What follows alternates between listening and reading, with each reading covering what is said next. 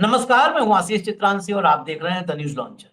Supreme court ने EVM मंगवाई supreme court परिसर के भीतर और सामने ही एक सुप्रीम कोर्ट के अफसर को बिठाया गया और कहा गया कि ईवीएम की गिनती करवाइए। कैमरे लगाए गए बाकायदा कि ऐसा कोई आरोप न लग पाए कि किसी तरह का गड़बड़झाला हुआ है, कोई गड़बड़ी हुई। गिनती पूरी हुई और 3 साल पुराना जो नतीजा था, जिस नतीजे के खिलाफ प्रत्याशी निचली अदालत से होते सुप्रीम कोर्ट तक आया था, वो 3 साल पुराना फैसला पलट गया। चुनाव ये बहुत छोटा है, लेकिन नजीर बहुत बड़ी है। अदालतें, लोकतंत्र ये नजीरों से चलते हैं। पुराने फैसले जब भी सुप्रीम कोर्ट में सुनवाई होती है, तो पुराने फैसले क्यों कोट किए जाते हैं? क्योंकि सुप्रीम कोर्ट के फैसले हाई कोर्ट और लोअर कोर्ट्स तक के लिए नजीर होते हैं। नजीर मतलब कि ये फैसला है, इस फैसले को आप अगले फैसले के वक्त अपने दिमाग में रखें। ऐसा हो चुका है अतीत में और उसको ध्यान में रखते हुए, मद्देनजर रखते हुए आप अगला फैसला जो कर रहे हैं वो करें, अगर केस उससे मिलता-जुलता है तो। तो इसीलिए मैंने कहा कि ये खबर कहीं लगी नहीं। किसी नेशनल चैनल पर आपने, बड़े चैनल पर पॉमेरियन, गोदी कहीं देखा नहीं। क्योंकि ये खबर दिखाया जाएगा तो लोगों के मन में ये सवाल पैदा होगा कि आखिर ईवीएम निकली ना फर्जी, सुप्रीम कोर्ट में निकली ना फर्जी। इसीलिए इस खबर को दबाया गया। बहुत छोटी खबर है, लेकिन यही छोटी खबर सत्ता की मनमानी और चुनाव आयोग की बेशर्मी दोनों की नाभि पर वार कर सकती है। ये छोटी सी खबर। मैं खबर आपको दिखाता हूँ। सबसे पहले आप अलग-अलग खबरें देखिए जो छोटे-छोटे जगहों पर लगी है। खबर न्यूज़ ट्रैक में लगी। चुनाव में खेल, सुप्रीम कोर्ट के सामने ईवीएम मशीन से कराई गई गिनती और पलट गई पूरी कहानी। न्याय ने जीता भरोसा। नेक्स्ट लाइए, अगली खबर देखिए। जागरण ने भी लगाया है, बहुत नीचे खोज के मिला है खबर ये। एससी ने मंगाई ईवीएम, दोबारा हुई वोटों की गिनती। चुनाव के 3 साल बाद सरपंच बना पानीपत का शख्स। अगली खबर भी दिखा दीजिए, हरिभूमि। पानीपत सरपंच चुनाव विवाद में सुप्रीम कोर्ट ने मंगवाई ईवीएम, वोटों की गिनती के बाद पलटा नतीजा। अब मैं आपको खबर बताता हूँ। दरअसल बुआना लाखू गांव है, हरियाणा के पानीपत में बुआना लाखू गांव। यहाँ पर 2 नवंबर 2022 को जो सरपंच का चुनाव हुआ था, मैंने कहा ना नजीर बहुत छोटी है। 2 नवंबर 2022 को पंचायत का चुनाव हुआ था। इस पंचायत चुनाव में कुलदीप सिंह को जीता हुआ घोषित कर दिया गया और मोहित कुमार इस चुनाव में हार गए। लेकिन मोहित कुमार को इन नतीजों पर भरोसा नहीं हुआ। मोहित कुमार ने अदालत का दरवाजा खटखटाया। सबसे पहले पानीपत में अतिरिक्त सिविल जज और इलेक्शन ट्रिब्यूनल, इन दोनों का दरवाजा खटखटाया। वहां से 22 अप्रैल 2025 को, सोचिए 2 नवंबर 2022 का है, 22 नवंबर 2025 22 अप्रैल 2025 को करीब-करीब 2.5 साल बाद रिकाउंटिंग का आदेश हुआ लोअर कोर्ट से और ट्रिब्यूनल से। रिकाउंटिंग का आदेश हुआ। रिकाउंटिंग के इस आदेश के खिलाफ हाई कोर्ट में अपील हो गई।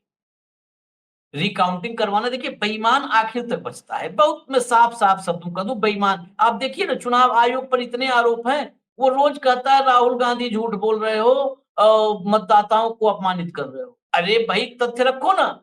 और वो भी झूठ भी कौन बोलता है? सूत्र बोलते हैं चुनाव आयोग के। ज्ञानेश कुमार के जुबान में आवाज नहीं है, मुंह में दही जमी है। तो सूत्र बोलते हैं कि राहुल गांधी झूठ बोल रहे हैं सूत्रों के हवाले से। राजीव कुमार देश छोड़ के भागे नहीं सूत्रों के हवाले से। अरे राजीव कुमार जब तक चुनाव आयुक्त थे, तब तक तो खूब शेरो शायरी करते थे। क्या ये छोड़ते ही मौन व्रत धारण कर लिए हैं 2-4 साल का, 5 साल का? इस सरकार में जो भी कुर्सी छोड़ता है उसकी जुबान बंद हो जाती है क्या परमानेंट? धनखड़ ने इस्तीफा दिया, जगदीप धनखड़ ने। जगदीप धनखड़ को न किसी ने तब से देखा और न सुना। इस सरकार में ऐसा क्या जादुई है? ये तो पुराना लगता है जैसे रहस्यमयी कोई राजपाट होता था ना, कहानियाँ, दादी अम्मा की कहानियाँ लोग सुनते थे बचपन में बच्चे, कि एक राजा था, उसके राज्य में बहुत सारी रहस्यमयी घटनाएँ हुआ करती थी। उस टाइप का रहस्यमय राज्य चल रहा है क्या? कि जो व्यक्ति मोदी राज में अपनी कुर्सी से हटता है, वो जुबान नहीं खोलता फिर। अब खासकर वो लोग नहीं खोलते हैं, जिन्होंने सत्ता के चरण में हमेशा नाक रगड़ी, वो कभी नहीं खोलते। वो लापतागंज चले जाते हैं तत्काल। खैर, मैं फिर खबर पे आता हूँ। हाई कोर्ट ने पलट दिया। ये खेल अदालतों में पलटा-पलटी होता है। चुनाव बहुत छोटा था, लेकिन लड़ाई लड़ने की ठानी थी मोहित ने। हाई कोर्ट के फैसले के खिलाफ ये सुप्रीम कोर्ट गए और सुप्रीम कोर्ट में ये फैसला हुआ कि मशीन लाइए ईवीएम की और यहीं पर गिनती करवाइए। 6 अगस्त 2025 की तारीख, 6 अगस्त 2025 भारत की सबसे बड़ी अदालत में ईवीएम मशीनें लाई गई, वही मशीनें जो चुनाव में इस्तेमाल हुई थी और इस साक्ष्य को पेश किया गया। अदालत ने आदेश दिया कि ये जो रिकाउंटिंग होगी, ये सुप्रीम कोर्ट के परिसर में ही होगी और गिनती कोर्ट की ओएसडी कावेरी वो करे। मतलब अपने ही अफसर को लगाया। साथ में कहा कि रिकाउंटिंग की कंप्लीट वीडियो रिकॉर्डिंग कराई जाए ताकि इसके बाद कोई आरोप ना लगा पाए सुप्रीम कोर्ट में रिकाउंटिंग के बाद कि कुछ खेल हुआ है। फिर गिनती हुई, गिनती में 3,767 3767 3,767 वोट गिने गए और नतीजा पलट गया। मोहित कुमार को 1051 वोट मिले, 1051 वोट मिले, जबकि जो पहले जीते हुए घोषित थे कुलदीप सिंह, उनको 1000 वोट मिले। यानी 51 वोट से मोहित कुमार ने चुनाव जीत लिया। बाकी जो वोट थे, ये दोनों मिला के 2000 हुए, 1700 वोट और जो थे, वो बाकी प्रत्याशियों में तमाम प्रत्याशी रहते हैं चुनाव के चुनाव में जो है, उनमें सब में बँट गए 200-400 करके। अब इस प्रक्रिया के बाद ये बड़ा सवाल है। ये सुप्रीम कोर्ट के किस बेंच में गया, बहुत डिटेल अभी नहीं आई है। खबर 6 तारीख की है। अब सोचिए आप, 6 अगस्त की खबर पिछले कुछ घंटों में कुछ मीडिया हाउसेज के पोर्टल्स पे छपी है। मैं इस तरफ भी आपको ले जाना चाहूँगा। 6 अगस्त की खबर 14 अगस्त को कुछ मीडिया पोर्टल्स पे छपी। किसी बड़े मीडिया हाउस के पोर्टल पर भी नहीं है, टीवी पर बहुत दूर की बात है साहब, पोर्टल पर भी नहीं। अब जब चुनाव आयोग के मतदाता सूची से लेकर के मशीन वीवीपैट तक सवालों के घेरे में हैं, सबूत लेकर के लोग घूम रहे हैं और लोग क्या, leader of opposition Rahul Gandhi 1,250,000 सबूत लेके घूम रहे हैं और सबूत लाने की तैयारी कर रहे हैं। चुनाव आयोग निहायत अव्वल दर्जे की थथरई पर उतारू है। कुछ भी जवाब नहीं। आज का जवाब आप सुनेंगे हैरान रह जाएंगे। आज चुनाव आयोग ने कहा है, बिहार के एसआईआर पर उठते सवालों के बीच क्या कहा पता है आप? कहा कि मतदाताओं का अपमान, मतलब चोर बोल करके मतदाताओं का अपमान न करें राहुल गांधी और विपक्ष।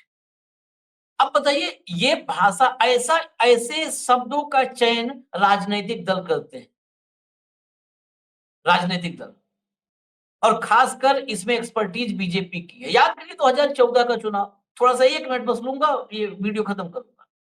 2014 के चुनाव में प्रियंका गांधी ने कहा कि मोदी बहुत नीच राजनीति करते हैं। नीच राजनीति का मतलब बहुत घटिया दर्जे की राजनीति, डाउन द ग्रेड, बहुत घटिया राजनीति करते हैं। इस वाक्य को कैसे मोदी ने इस्तेमाल किया? अगले ही रैली में, हाँ मैं हूं नीच, मैं पिछड़ा हूं, मैं पिछड़े वर्ग में पैदा हुआ हूं। अरे इससे बड़ा झूठ जो अपने मुख्यमंत्री बनने पर अपनी जाति को ओबीसी में डाला, तो पिछड़े भी नहीं थे भाई। पिछड़े का दर्द पता है क्या मोदी को? गले में मटका, हाथ में झाड़ू, अछूत, कुएं का पानी अगर छू दिया, तालाब का पानी छू दिया तो भरी दोपहरी में कोड़े बरसाए जाते थे, बेत से पीटा जाता था। अपनी जाति को ओबीसी में शामिल करके हाँ, मैं हूँ नीच। वो आपकी घटिया दर्जे की राजनीति पर प्रियंका ने कहा था और पूरे देश में नैरेटिव बनाया। उस समय की आप रैलियाँ सुनिए। इस लाइन ने, हालाँकि मोदी जी आए थे पूरे ढोल नगाड़े के साथ, गाजा-बाजा के साथ दिल्ली में, माहौल जो है अच्छे दिन का पूरा बनाया था, लेकिन फिर भी उस चुनाव को एक तरफ़ा जो किया, वो इसने किया हाँ, मैं हूँ नीच। दलितों, पिछड़ों को ऐसा लगा कि या कोई हमारा रहनुमा मसीहा आ गया। उन्हें क्या पता था कि अभी आगे-आगे क्या होगा उनके साथ। तो ये जो शब्द होता है ना, शब्दों से खिलवाड़ खेलना, ये राजनैतिक दल और खासकर भाजपा करती है। अब राहुल और अपोजिशन कह रही है कि जो है चुनाव आयोग वोट चोरी कर रहा है। ज्ञानेश कुमार, मैं ऐसे सीधा-सीधा कहूँ, ज्ञानेश कुमार, राजीव कुमार, चुनाव आयोग, ये वोट चोरी कर रहे हैं। चुनाव आयोग कह रहा है मतदाताओं को वोट चोर मत कहिए, मतदाताओं को वोट चोर मत कहिए। अरे संवैधानिक निकाय है, इतना इतना अगर ये जो है ट्विस्टिंग जानते हो, इतना खेल पता है, तो सब इस्तीफा तो जाओ ना, बिहार का ही चुनाव लड़ लो, हैं? आपसे तथ्यों बात हो रही है। अफसर भी ये जब चुनावी बातें करने लगते हैं, लफाजी करने लगते हैं, तो समझ लीजिए कि एकदम अब आखिरी दौर में सिस्टम है। अब वो सिस्टम बिल्कुल कोलैप्स हो चुका है। बस कहते हैं ना कि वो उसका अंतिम संस्कार नहीं हुआ है। बस अंतिम संस्कार नहीं हुआ है, फ्रीज़र में रखा हुआ है, कि दिखाने के लिए कि देखो फ्रीज़र में है अभी। ये स्थिति कर दी है लफाजी की। अब मैंने इस फैसले के लिए क्यों आगे 2 मिनट और एक्स्ट्रा जो है लिया? सिर्फ़ इसलिए लिया कि एक सरपंच के चुनाव में, शुरू से मैं कर रहा हूँ छोटा चुनाव, उस चुनाव में साबित हो गया कि मशीनी जो नतीजे हैं, उन मशीनी नतीजों में बेईमानी, मक्कारी, फर्जीवाड़ा, चोरी, ये सब संभव है और हुआ है, संभव ही नहीं है, हुआ। तो जब सरपंची के चुनाव में हो सकता है, जहाँ पर किसी राजनैतिक दल की साख अंतिम तौर पर दांव पर नहीं है, अंतिम तौर पर। अगर साख है भी, तो ये समझ लो कि 0.001% की यार चलो अच्छा यहाँ पे सरपंच बनना चाहिए था, नहीं। अंतिम तौर पर दांव पे नहीं। जब वहाँ बेईमानी हो सकती है ईवीएम की, अच्छा ईवीएम की बेईमानी, ईवीएम की बेईमानी राज्य निर्वाचन आयोग चुनाव करवाता है। अफसर वैसे ही लगते हैं जैसे लोकसभा चुनाव में और विधानसभा चुनाव में लगते हैं। तो ऐसा तो है नहीं कि विपक्ष वाला प्रत्याशी वो 5 किलो लड्डू, विपक्ष का प्रत्याशी मतलब जो दूसरा प्रत्याशी जो जीता था, वो 5 किलो लड्डू पहुँचा दिया हो किसी के घर पर कि तुम गिनना, तुम गिनती करोगे, 5 किलो लड्डू घर पे पहुँचा दिए हैं, ₹5100 भाभी जी को दे आए हैं, ज़रा गिनती करना तो हमको देख लेना, जिता देना। ऐसा तो नहीं है ना? ये वही सिस्टम है जो सिस्टम अन्य चुनाव में काम करता है। बस इस जो है पंचायत के चुनाव, ये केंद्रीय चुनाव आयोग के बजाय राज्य जो है निर्वाचन आयोग, उसकी ज़िम्मेदारी होती है, वो करवाती है। इतना ही अंतर है। बाकी मशीनरी फंक्शन वैसे ही होता है, मशीन लगी है, ईवीएम वही ईवीएम जिससे बाकी चुनाव होते हैं, वही ईवीएम इस्तेमाल होती है। तो जब सरपंची के चुनाव में ये हो सकता है, तो लोकसभा और विधानसभा चुनाव जहाँ पर मोदी जी की साख और आँख दोनों दांव पे है, दोनों, और अंतिम तौर पर दांव पर, लोकसभा चुनाव हार गए, फिर देखिए मोदी जी 2002 से लेकर 2025 तक का, 2029 में गए 29 तक का जब छोड़ेंगे, जब हारेंगे, तब तक का एक-एक काला चिट्ठा खुलेगा, एक-एक काला चिट्ठा खुलेगा। और तमाम गुजरात के अफसर जो अभी पर्दे पीछे बंद कमरों में कहानियाँ बताते हैं, वो खुल्लम-खुल्ला बताएँगे। सोचिए आप 2500 साल का जो है काली डायरी खुल जाएगी, मोदी जी कहते हैं ना उनकी डायरी है, गहलोत की डायरी, कोई डायरी दिखाए नहीं, लेकिन इनकी डायरी घर-घर, बच्चा-बच्चा देखेगा। तो वो अंतिम तौर पर साख दाँव पर है। जब बिना साख दाँव के बेईमानी हो जा रही है, फर्जीवाड़ा हो रहा है, तो फिर वहाँ पर आप कल्पना कीजिए। क्यों ना इस नज़ीर को लेकर के सुप्रीम कोर्ट में नई पिटीशन आवे। और इसी एक नजीर पर, एक एग्जाम्पल, चुनाव आयोग, केंद्रीय चुनाव आयोग से लेके राज्य निर्वाचन आयोग तक का शुद्धिकरण करवाया जाए, गंगा जल से नहीं, वो तो भाजपा वाले करवाते हैं, मनुवादी। अंबेडकर जल से, बाबा साहब के संविधान के मुताबिक इन सब का शुद्धिकरण करवाया जाए, सबको। चुनाव आयोग की निगरानी में वहां के स्टाफ की नियुक्ति हो, जो किसी पॉलिटिकल पार्टी के पालतू पट्टा डाले हुए ना हो, वो किसी भी पार्टी के, चाहे वो कांग्रेस शासित राज्य हो और चाहे भाजपा शासित राज्य हो। न मोदी का पालतू चाहिए इस देश के लोकतंत्र में कहीं पर, और न राहुल गांधी का पालतू चाहिए, किसी का पालतू नहीं चाहिए। मैं वीडियो खत्म कर चुका था, लेकिन एडिशनल इसमें इंफॉर्मेशन आ गई। ये वीडियो खत्म होने के बाद आप तक जाता, उससे पहले इंफॉर्मेशन आई, तो मुझे लगा इस वीडियो में जोड़ देना जरूरी है, क्योंकि जस्टिस सूर्यकांत की बेंच में ये फैसला हुआ था, और पूरा अदालत की तारीख वाइज पूरी डिटेल जैसे ही हमको मिली, तो इसी वीडियो में मैंने जोड़ना जरूरी समझा। 22 अप्रैल 2025 को ट्रिब्यूनल ने बूथ नंबर 69 की वोटों की गिनती फिर से करने के आदेश दिए थे, लेकिन इस आदेश को 1 जुलाई 2025 को पंजाब और हरियाणा हाई कोर्ट ने रद्द कर दिया था, जैसा कि हमने बताया था। आदेश रद्द होने के बाद मोहित कुमार सुप्रीम कोर्ट गए, और 31 जुलाई 2025 को जस्टिस सूर्यकांत, जस्टिस दीपांकर दत्ता और जस्टिस एन कोटेश्वर सिंह की पीठ ने सभी बूथों की मतगणना के दोबारा, मतलब रिकाउंटिंग के आदेश दिए गए।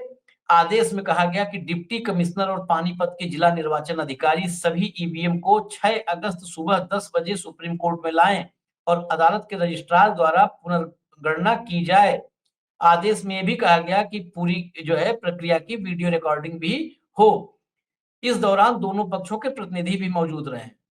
6 अगस्त को वोटों की गिनती की गई, जो मैंने बताया था, और फिर वोटों की गिनती जो है ओएसडी रजिस्ट्रार कावेरी ने की और दोनों पक्षों के साइन करवाए। 11 अगस्त 2025 को सुप्रीम कोर्ट ने रिपोर्ट स्वीकार कर लिया और कहा कि ओएसडी की रिपोर्ट पर संदेह का कोई कारण नहीं है, क्योंकि पूरी प्रक्रिया की वीडियोग्राफी की गई है। अब अब जो सवाल मैं छोड़ के गया था, वो सवाल और थोड़ा महत्वपूर्ण हो गया, बहुत अहम हो गया, कि इस फैसले में जस्टिस सूर्यकांत थे, जस्टिस दीपांकर दत्ता थे, जो संजीव खन्ना के साथ चुनाव आयोग की कई जो है याचिकाओं, चुनाव आयोग के खिलाफ कई याचिकाओं की सुनवाई में शामिल रहे, यहां तक कि उस 26 अप्रैल 2024 के भी फैसले में। तो जस्टिस दीपांकर दत्ता थे और जस्टिस एन कोटेश्वर सिंह थे। जस्टिस सूर्यकांत अगले सीजेआई होने वाले हैं। अब ऐसे में मैंने कहा था ना कि जब ये नजीर जस्टिस सूर्यकांत ने बनाया, तो जब ये सरपंच के चुनाव के लिए आप इतने सजग हो और चुनाव आयोग पर संदेह के लिए इससे मजबूत कारण नहीं मिल सकता है, तो क्यों नहीं पूरे देश की चुनावी प्रक्रिया को पारदर्शी बनाने के लिए, माय लॉर्ड जज साहब, आप कुछ ठोस फैसला करते हो। फिर इसी सवाल के साथ छोड़े जाता हूँ आप। नमस्कार।